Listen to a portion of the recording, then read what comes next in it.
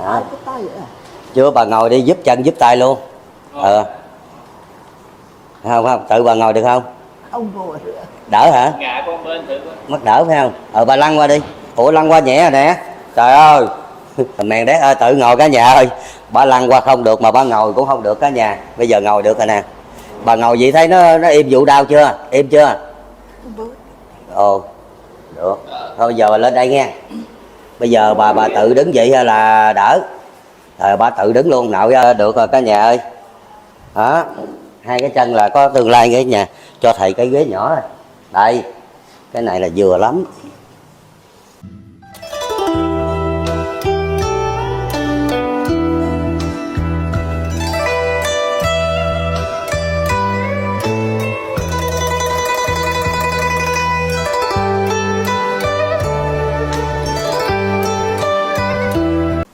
Lấy cái chiếu ra đi bà. Không có sử dụng nữa, rút đi. Cái chân nào đau nhiều hơn? Bên kia hay bên đây? Cái nào đau cũng vậy hả? Cái nào đó vậy. Rồi, giúp hai cái luôn. Đó. Rồi gì có đau không? Không.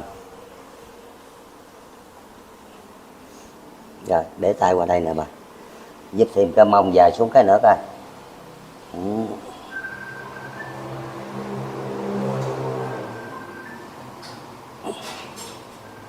Nói chứ tới đây giúp bà cho Phú mừng. Đó.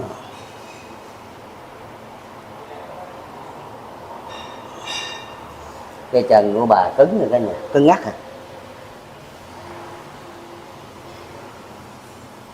Bà lăn hết đau rồi cả nhà. Lăn qua khỏe rồi đó. Tối hôm nay bà ngủ bà lăn thoải mái luôn. Ừ.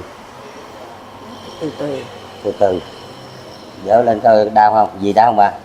Không. Ồ, có lý rồi, dỡ lên cao luôn rồi. Sao mà đóng cửa không mở ra cho má? Ồn. Xe chạy nó ồn. Xe chạy nó ồn.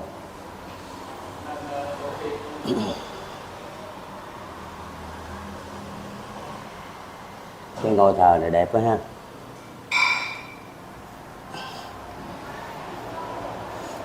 Thường bạn ăn cơm tối mấy giờ?